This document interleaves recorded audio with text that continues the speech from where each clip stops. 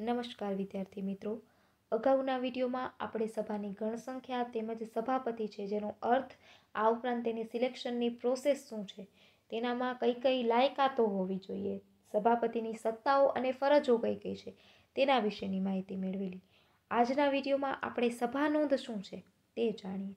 તો સભા નોંધ એ સભામાં જે પણ કામકાજ છે અથવા તો નિર્ણયો છે એ લેવામાં આવે છે તો તે અંગેની મુદ્દાસરની લેખિત સ્વરૂપની એક નોંધ છે. બરાબર, સભા દરમિયાન જે પણ કાર્ય કરવામાં આવે છે, જે પણ નિર્ણયો લેવામાં આવે છે તેની સભામાં અથવા તો સભાના અંતે તેની નોંધ કરવામાં આવે છે અને એ નોંધ છે એ સેક્રેટરી કરે છે. ક્યારે કરે છે તો કે સભાના અંતે અથવા તો સભા દરમિયાન. કંપની ધારા પ્રમાણે કંપની છે એ દરેક સભાઓ છે કે જેની નોંધ રાખતી હોય છે. દાખલા તરીકે તે સામાન્ય સભા હોય, ખાસ સભા હોય, ડિરેક્ટર્સની સભા હોય કે કમિટીની સભા હોય. બરાબર, તો કંપની સેક્રેટરી શું કરે છે, જ્યારે પણ સભા પૂરી થાય છે ત્યારબાદ કાર્યની જે સૂચિ છે કે કાર્યની જે યાદી બનાવેલી હતી તે મુજબ સભા નોંધ છે એ તૈયાર કરે છે કે સભા દરમિયાન કયા કયા કાર્યો છે કે કયા કયા ઠરાવો છે કે જે પસાર થયા છે. આ ઉપરાંત સભા નોંધ પરથી સભામાં જે પણ સભ્યો છે જે ઉપસ્થિત રહ્યા છે તેની હાજરી છે તે અંગેની માહિતી પણ તે સભા અંગેની નોંધમાં નોંધે છે. ત્યારબાદ તેના હેતુઓ જોઈએ તો સભામાં હાજર રહેનાર સભ્યોની વિગતો મેળવવી. બરાબર, જે પણ સભામાં ઉપસ્થિત રહ્યા છે એ સભ્યોની જે પણ પ્રાથમિક માહિતી છે કે તેની વિગતો છે તે મેળવવી. આ ઉપરાંત સભામાં રજૂ થયેલા પ્રસ્તાવો છે, ઠરાવો છે કે કોઈ પણ ચર્ચા વિચારણા થઈ હોય અથવા તો નિર્ણયો લેવાયા હોય તો તે અંગેની જાણકારી મેળવવી. આ ઉપરાંત લેખિત પુરાવા તરીકે ભવિષ્યમાં ઉપયોગ કરવો, એટલે કે ભવિષ્યમાં ગમે ત્યારે કોઈ મૂંઝવણ ઊભી થાય અથવા તો દુર્વ્યવહાર થાય ત્યારે જો સભા નોંધ હશે તો પર્યાપ્ત જાણકારી છે કે સત્ય છે એ જાણી શકાશે. ત્યારબાદ ચેરમેન સ્થાનેથી રજૂ કરવામાં આવેલ જે પણ બાબતો છે તેનો પણ ખ્યાલ આવશે. ત્યારબાદ જોઈએ તો કે સભા નોંધમાં સમાવાતી વિગતો કઈ કઈ છે. તો સભાની તારીખ, સમય, પ્રકાર અને સ્થળ. બરાબર, સભા છે એ કઈ તારીખે હતી, શું સમય હતો, કયા પ્રકારની સભા હતી, શેરહોલ્ડરોની સભા હતી, સંચાલકોની સભા હતી કે વર્ગ સભા હતી. બરાબર, આ ઉપરાંત કયા સ્થળે આ સભા છે એ યોજવામાં આવી હતી. કે દરેક પ્રકારની સભાની જે પ્રાથમિક માહિતી છે તેની વિગતો છે તે પણ તેમાં સમાવવામાં આવે છે. ત્યારબાદ સભામાં હાજર રહેલા ડિરેક્ટર્સ અથવા સભ્યોના નામ અને હોદ્દાઓ. બરાબર, જે પણ સભામાં ડિરેક્ટર્સ હાજર રહ્યા હોય અથવા તો સભ્યો છે તેના નામ છે એ હોદ્દા સહિત લખવા. ત્યારબાદ કોઈ અધિકારીની સભામાં થયેલ નિમણૂકની વિગત, કોઈ પણ અધિકારી, દાખલા તરીકે સોલિસિટર, લિક્વિડિટર, ઓડિટર, સેક્રેટરી, આ ઉપરાંત MD એટલે કે મેનેજિંગ ડિરેક્ટર. બરાબર, આ બધા જ જે અધિકારી છે કે જેની સભામાં નિમણૂક થઈ હોય, બરાબર, તેની વિગત છે એ પણ નોંધવામાં આવે છે. આ ઉપરાંત સભામાં કાર્યવાહીની યોગ્ય માહિતી, જે પણ સભામાં કાર્યવાહી થઈ હોય, બરાબર, જે પણ પ્રસ્તાવો રજૂ થયા હોય, ચર્ચાના અંતે જે પણ ઠરાવો થયા હોય તેની સંક્ષિપ્ત વિગત. આ ઉપરાંત સભામાં જે ઠરાવો થયા હોય તેનો વિરોધ કરનાર સભ્યોના નામ. બરાબર, સભામાં જ્યારે પણ નિર્ણય લેવાતો હોય અથવા તો કોઈ મુદ્દા ઉપર ચર્ચા વિચારણા થતી હોય ત્યારે ઘણા બધા એવા સભ્યો હોય કે જે તેની તરફેણમાં પણ હોય અને તેના વિરોધમાં પણ હોય. બરાબર, તો જે વિરોધ કરનાર સભ્યો છે તેના નામ છે એ પણ સભા નોંધ છે તેમાં લખવામાં આવે છે. આ ઉપરાંત સભ્યની કે ચેરમેનશ્રીની કાર્યવાહીની સંપૂર્ણ વિગત. ટૂંકમાં આપણે કહીએ તો સભા નોંધ છે એક આખી સભાનો એક નકશો છે તેમ કહી શકાય. ત્યારબાદ છે મતદાન, જેને આપણે વોટિંગ કહીએ છીએ. કે જ્યારે કોઈ પણ મુદ્દા બાબતે સર્વસંમતિ ન થતી હોય ત્યારે તે જાણવા માટે કે કેટલા સભ્યો છે એ તેની તરફેણમાં છે અને કેટલા સભ્યો છે તેની વિરુદ્ધમાં છે. બરાબર, એટલે કે દરેક સભ્યો છે કે જેનો મત લેવામાં આવે છે, જેના દ્વારા જે એક ચોક્કસ નિર્ણય છે એ લઈ શકાય છે. ભારતીય કંપની ધારા પ્રમાણે કંપનીની સભામાં તમામ નિર્ણયો કે ઠરાવો સભ્યોની બહુમતીથી લેવાય તે ખૂબ જ જરૂરી છે, જેથી સભ્યો દ્વારા કોઈ પણ મુદ્દા પર તેમનો મત જાણવો પણ જરૂરી બને છે. અને સભ્યોનો મત જાણવા માટે મતદાનનો ઉપયોગ કરવામાં આવે છે, જેથી કેટલા સભ્યો જે તે ઠરાવની તરફેણમાં છે અને કેટલા સભ્યો જે તે ઠરાવની વિરુદ્ધમાં છે તે જાણી શકાય છે અને સભાપતિ છે એ તેના દ્વારા નિર્ણય લઈ શકે છે. તો મતદાનનો અધિકાર ધરાવતા સભ્યોને મતદાન કરવાની છૂટ આપવામાં આવે છે અને કંપનીની સભામાં ઘણી બધી એવી પદ્ધતિઓ છે જેના દ્વારા મતદાન છે એ કરી શકાય છે। આ પદ્ધતિઓ કઈ કઈ છે, જેમાં પહેલી છે હાથ દેખાડ, પ્રદર્શન, હાથ ઊંચો કરીને મતદાન। બરાબર, જ્યારે સભ્યોની સંખ્યા ઓછી હોય ત્યારે આ હાથ ઊંચો કરી અને સભ્યો છે એ મતદાન કરી શકે છે। ત્યારબાદ છે અવાજ દ્વારા મતદાન। બરાબર, એ સૌથી જૂની પદ્ધતિ છે। બરાબર, બહુમતી અને વિરુદ્ધ અથવા તો તરફેણની જ્યારે દલીલો થતી હોય ત્યારે તે દલીલોને ધ્યાનમાં લઈ જેનો અવાજ સૌથી ઊંચો હોય, બરાબર, જે દલીલ પ્રત્યેનો અવાજ છે એ ઊંચો હોય તે વિજયી બને છે। ત્યારબાદ છે પોલ દ્વારા મતદાન, એટલે કે આ મતદાન છે એ સર્વે કરીને લેવામાં આવે છે જ્યારે પણ સભ્યોની સંખ્યા વધારે થાય। બરાબર, ત્યારબાદ છે ઇલેક્ટ્રોનિક સાધનોથી મતદાન, જેને આપણે ઈવીએમ કહીએ છીએ। બરાબર, એટલે કે ઇલેક્ટ્રિક વોટિંગ મશીન। બરાબર, ત્યારબાદ છે ટપાલથી મતદાન, કે જેમાં ટપાલ દ્વારા જે પણ મત છે પોતાનો એ મોકલવામાં આવે છે, એ પણ એક જૂની પદ્ધતિ છે। ત્યારબાદ સભાગૃહના વિભાજન દ્વારા મતદાન, બે ભાગ પાડવામાં આવે છે જેમાં લઘુમતી છે અને બહુમતી છે। આ બંનેની જે પણ દલીલો છે, બરાબર, તેને ધ્યાનમાં લઈ જેના પણ વોટ છે એ વધારે હોય તે મુજબ મતદાન છે એ કરવામાં આવે છે। ત્યારબાદ છે મતાધિકાર પર નિયંત્રણ, જેમાં પહેલી બાબત છે કે કંપનીના સભ્યના નામે નોંધાયેલા શેરની બાબતમાં શેરના બાકી હપ્તાના નાણાં ભરપાઈ કર્યા ન હોય। બરાબર, કંપનીનો જે સભ્ય છે કે જેના નામે શેર છે એ નોંધાયેલા છે, કે જેને શેરના બાકી હપ્તા છે, જે પણ હપ્તા બાકી છે તેના નાણાં ભરપાઈ છે એ નથી કર્યા। બરાબર, તો તેવા સંજોગોમાં કંપની છે એ મતાધિકાર પર નિયંત્રણ મૂકી શકે છે।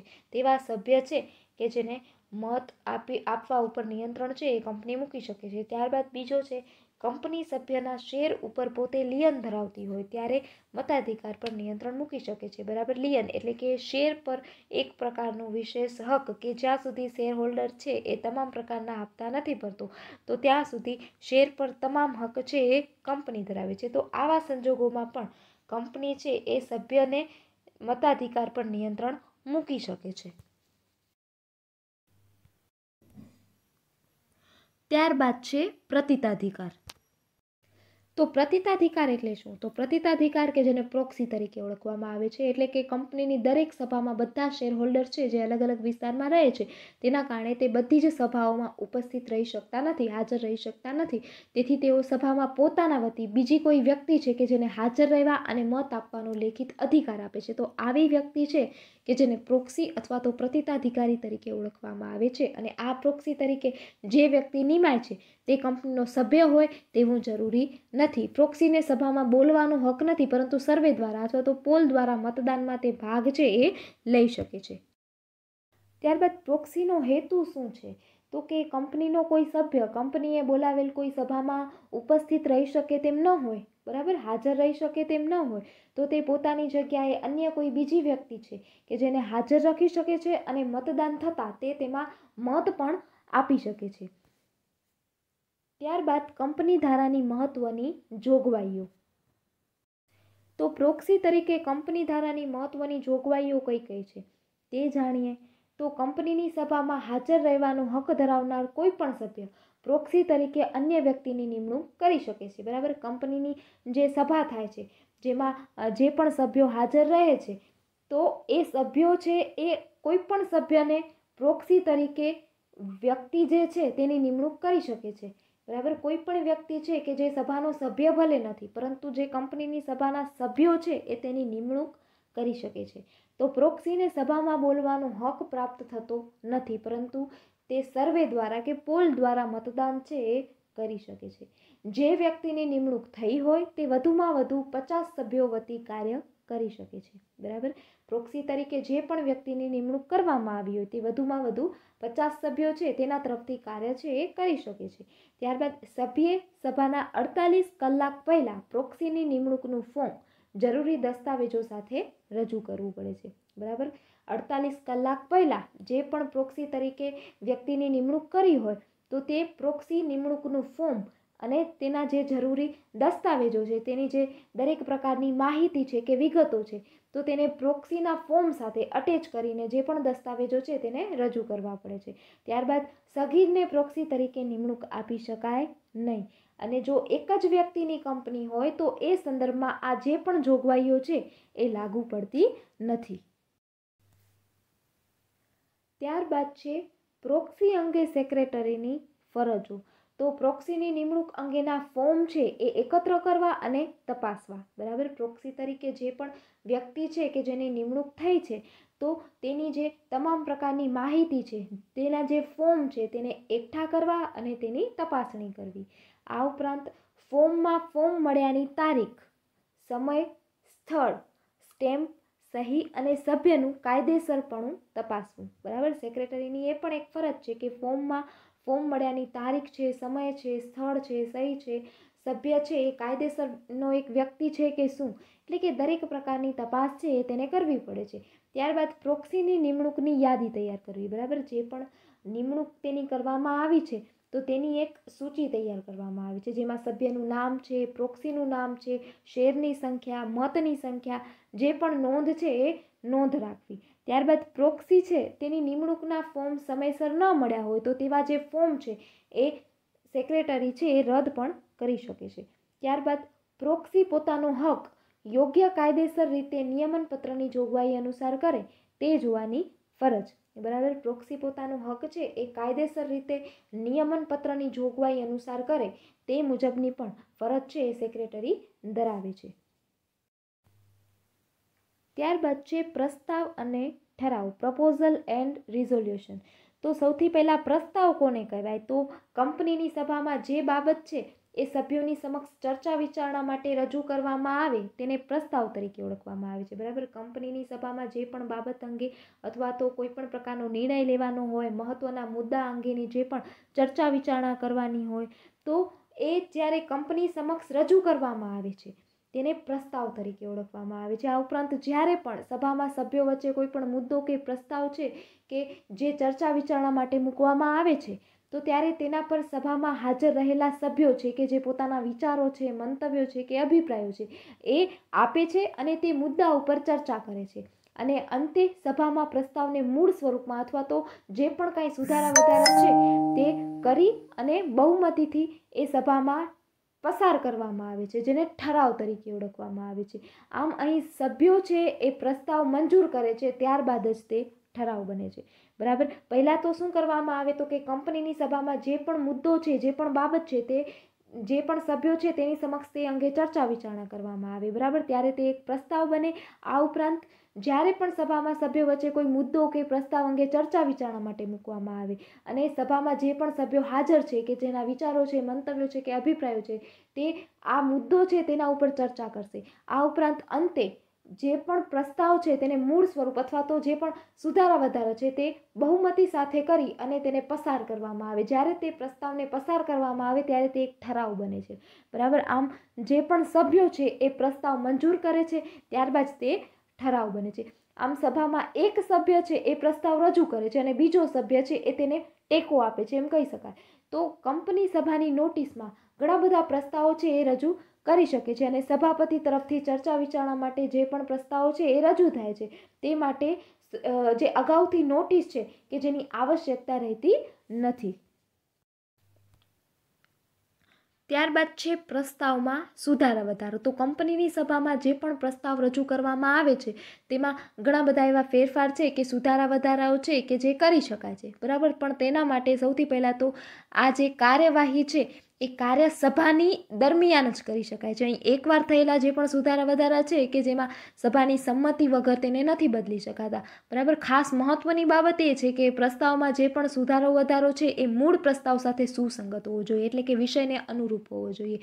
મૂળ પ્રસ્તાવને બદલી નાખે, વિષયનું વિષયાંતર થઈ જાય કે તેના વિરુદ્ધની રજૂઆત કરે તેવો ન હોવો જોઈએ. બરાબર, તો પ્રસ્તાવમાં સુધારા વધારા કેવા હોય કે જે કરી શકાય છે? તો કે કોઈ શબ્દ ઉમેરવામાં આવે. બરાબર, કોઈ શબ્દ છે જે ઉમેરવાનો રહી ગયો તો એ શબ્દ ઉમેરી શકાય છે. કોઈ શબ્દ કે વાક્ય છે કે જેને કાઢી નાખવામાં આવે. બરાબર, કોઈ શબ્દ કે વાક્ય છે કે જેને એવું લાગે કે એ યોગ્ય નથી તો તેને કાઢી પણ શકાય છે. આ ઉપરાંત વાક્ય કે શબ્દનો ક્રમ બદલવામાં આવે. બરાબર, ક્રમ અનુસાર શબ્દ કે વાક્ય છે તેને રાખી શકાય. કોઈ શબ્દ ફરીથી લખવામાં આવે. બરાબર, કોઈ શબ્દ છે કે જેને ફરીથી પણ લખી શકાય છે, શબ્દ સમૂહનું સ્થાન બદલવામાં આવે તો આવા જે સુધારા વધારા છે તે કરી શકાય છે. ત્યારબાદ છે ઠરાવના પ્રકારો. તો ઠરાવના મુખ્યત્વે બે પ્રકારો છે. કયા કયા? તો કે સામાન્ય ઠરાવ અને બીજો છે ખાસ ઠરાવ. સામાન્ય ઠરાવ કોને કહેવાય? તો કંપનીની સભામાં સાદી બહુમતીથી જે પણ ઠરાવ છે જે પસાર કરવામાં આવે છે તેને સામાન્ય ઠરાવ કહે છે. બરાબર. કંપનીની સભામાં સાદી બહુમતી એટલે કે 51% જેટલી બહુમતી છે અને જેના દ્વારા ઠરાવ પસાર કરવામાં આવે છે તેને સામાન્ય ઠરાવ કહે છે. કંપની ધારા પ્રમાણે કંપની ધારાની જે જોગવાઈઓ છે તેને અનુસરીને સૌથી પહેલાં નોટિસ આપવામાં આવે છે. આ ઉપરાંત હાથ પ્રદર્શન, અવાજ દ્વારા કે વીજાણુ યંત્ર દ્વારા મતદાન કરી પાસ કરવામાં આવેલ હોય. બરાબર. હાથ ઊંચો કરીને મતદાન કરી શકાય. વીજાણુ યંત્ર EVM છે મશીન, તેના દ્વારા અથવા તો મતદાનની જે પણ પદ્ધતિઓ છે કે જેને અનુસરીને આ ઠરાવ છે એ પાસ કરી શકાય છે. આ ઉપરાંત જો જરૂર હોય તો સભાના અધ્યક્ષ નિર્ણાયક મતનો સમાવેશ કરવામાં આવે છે. દાખલા તરીકે મતદાન કરતી વખતે જો 50-50% મત થાય છે, બરાબર, જે મતદાન છે એ તટસ્થ રીતે થાય છે તો જે પણ સભાપતિ છે તેને એક વિશેષ પ્રકારનો હક આપવામાં આવેલો છે. બરાબર. તો તે જે પણ દલીલો થાય છે, જે પણ નિર્ણય લેવાનો હોય છે તો તેમાં કાળજી રાખીને પોતાનો મત છે એ આપી શકે છે અને મતદાનની પ્રક્રિયા પૂર્ણ કરી શકે છે. ત્યારબાદ સભ્ય મતદાન કરી અથવા પ્રોક્સી દ્વારા અથવા તો ટપાલ દ્વારા મત આપીને સામાન્ય ઠરાવ પસાર થાય છે. બરાબર. સભ્ય છે એ મતદાન કરીને અથવા તો અન્ય વ્યક્તિની નિમણૂક કરીને, બરાબર, પ્રોક્સી દ્વારા કે ટપાલ મારફતે આ પ્રકારનું મતદાન છે એ કરી શકે છે અને સામાન્ય ઠરાવ છે એ પસાર થાય છે. ત્યારબાદ જે તે ઠરાવની તરફેણમાં પડેલ મતોની સંખ્યા 51% કે તેથી વધુ હોવી જોઈએ. બરાબર.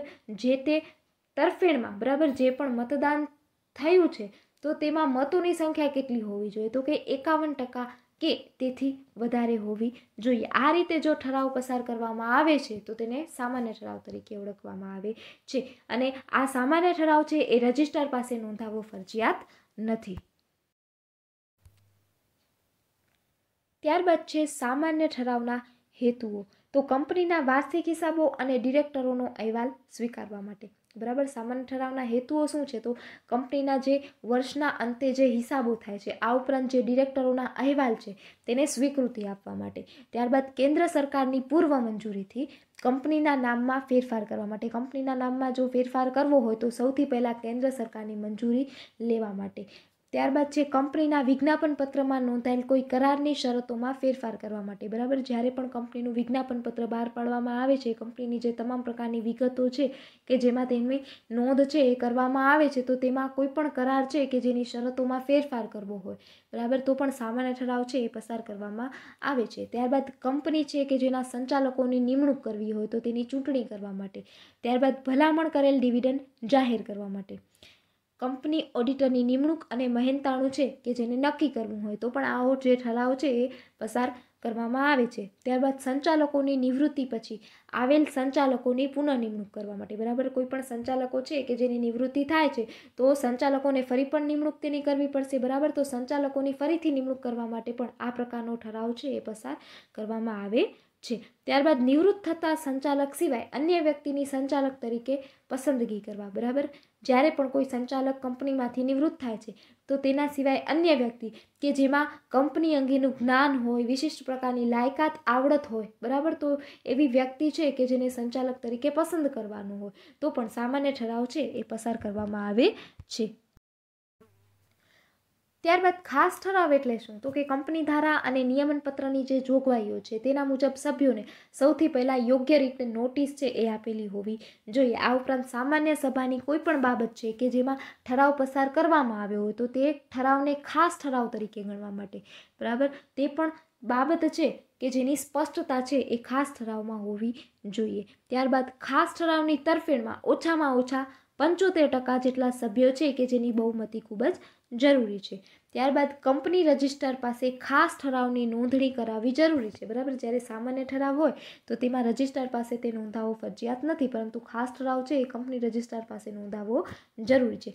જો આવું કરવામાં ન આવે, નિયમનપત્ર અને કંપની ધારાની જોગવાઈ મુજબ જો ખાસ ઠરાવની નોંધણી રજિસ્ટ્રાર પાસે કરાવવામાં નથી આવતી તો જે તે અધિકારી છે કે તે દંડને પાત્ર છે એ બને છે. ત્યારબાદ છે ખાસ ઠરાવના હેતુઓ. તો કેન્દ્ર સરકારની પૂર્વ મંજૂરીથી કંપનીના નામ કે હેતુની કલમમાં ફેરફાર કરવા માટે, બરાબર. આવેદનપત્ર છે એની મહત્વની બે કલમ છે. કઈ કઈ? તો કે નામની કલમ અને ધ્યેયની અથવા તો હેતુની કલમ. તો કેન્દ્ર સરકારની પહેલાં મંજૂરી લઈ ત્યારબાદ જ કંપનીના નામ કે હેતુની કલમમાં જો ફેરફાર કરવો હોય તો ખાસ ઠરાવ છે એ પસાર કરવામાં આવે છે. ત્યારબાદ છે કંપનીના નિયમનપત્રમાં ફેરફાર કરવા માટે, બરાબર. નિયમનપત્રમાં કોઈ પણ જાતનો ફેરફાર કરવો હોય તો પણ ખાસ ઠરાવ પસાર કરવો પડે છે.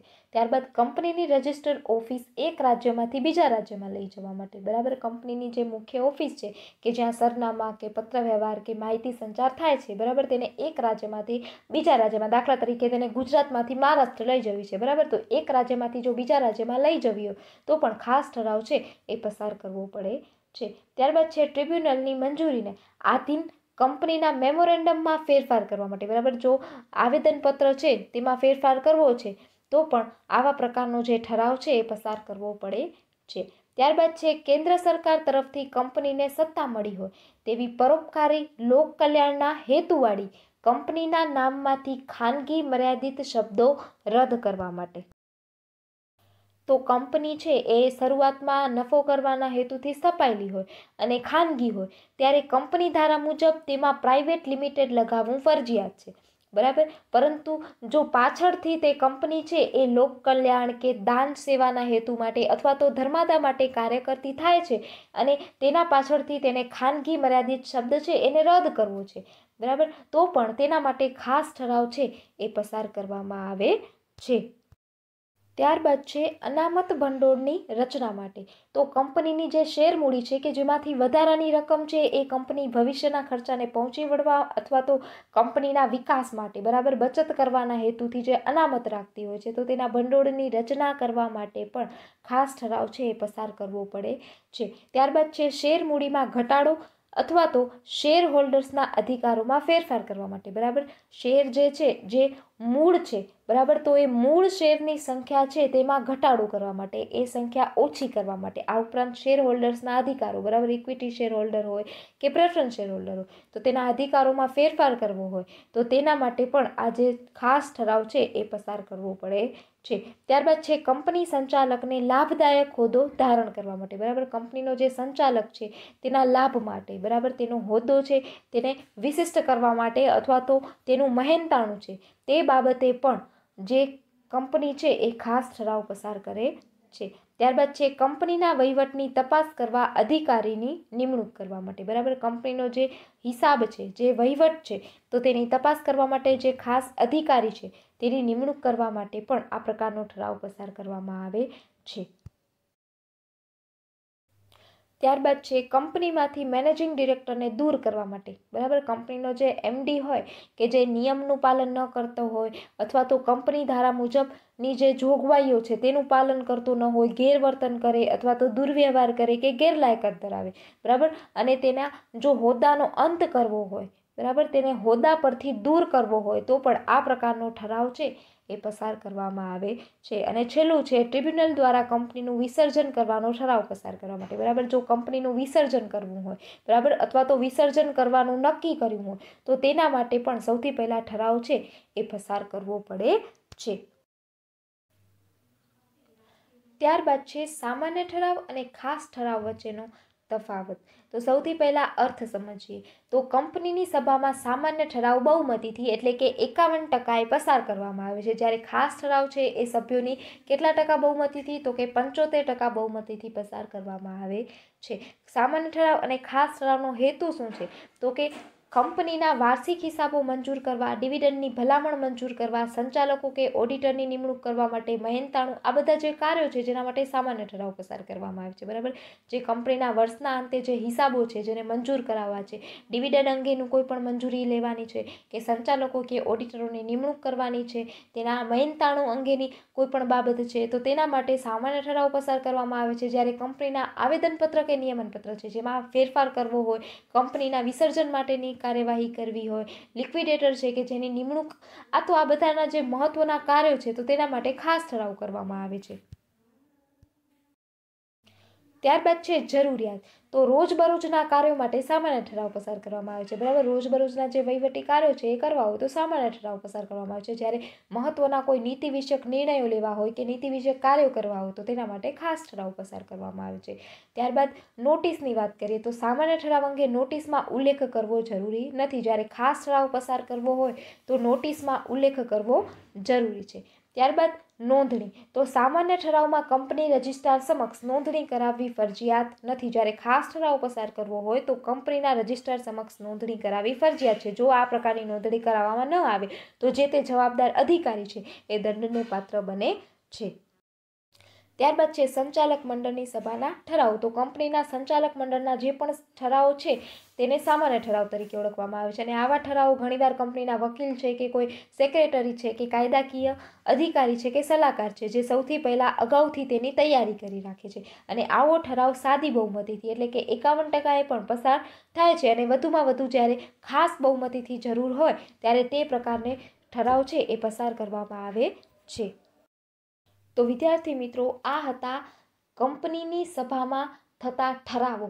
કયા કયા? સામાન્ય ઠરાવ અને ખાસ ઠરાવ. તો વિદ્યાર્થી મિત્રો, અહીં આપણું પ્રકરણ 6 કંપનીની સભાઓ પૂર્ણ થાય છે.